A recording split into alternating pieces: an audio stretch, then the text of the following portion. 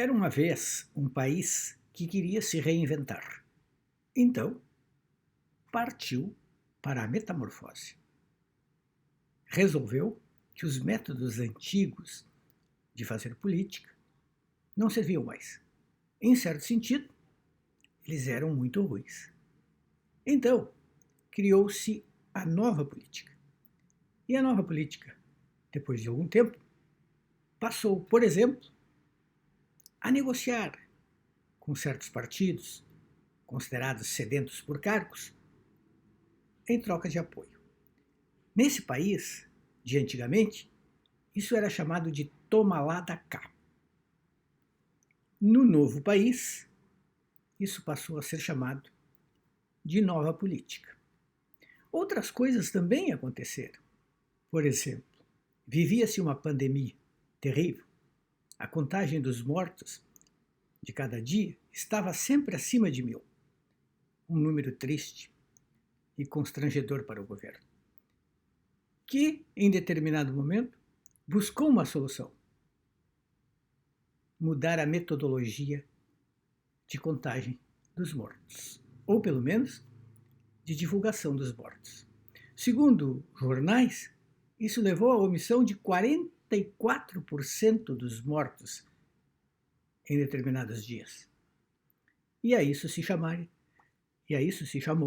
ou se chamaria, não sei bem, de nova metodologia em nome de mais transparência. Noutro momento, o governo já tinha tentado interromper a divulgação de informações na chamada Lei da Transparência, alegando que durante a pandemia não era possível ou adequado fazer isso. E aí, nessa grande metamorfose desse país em transformação, decidido a ser outro, a viver uma nova realidade, foi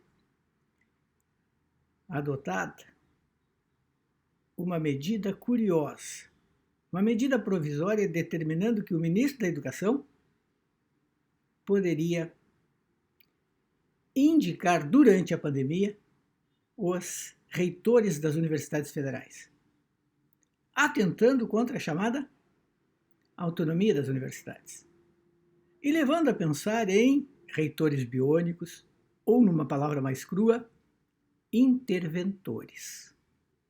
Nesse país havia um grande conflito entre o governo e os intelectuais, os professores, os pesquisadores, as universidades.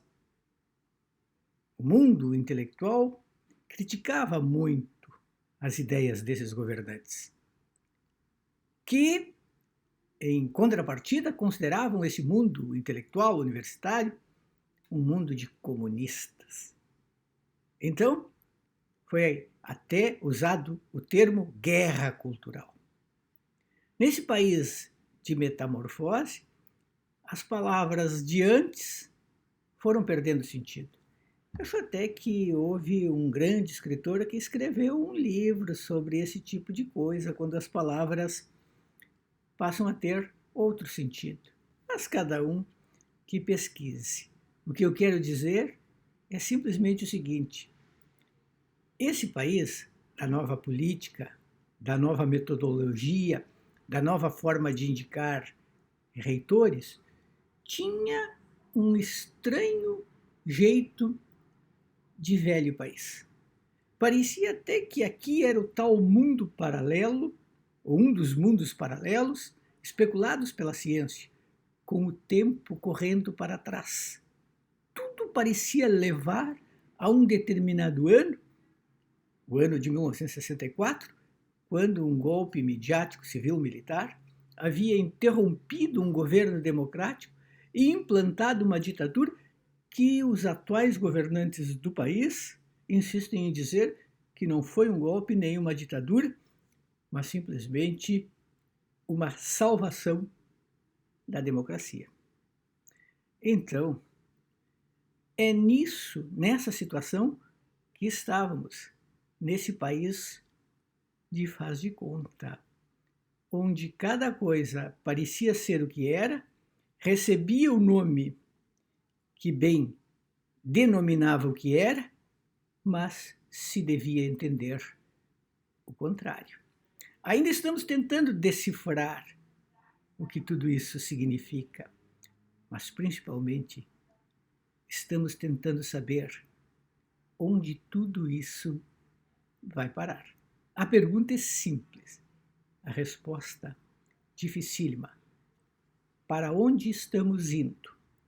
Os mais pessimistas, ou apressados, ou aqueles que dão respostas muito convencionais, dizem de maneira brutal: estamos indo para o fundo do poço. Será?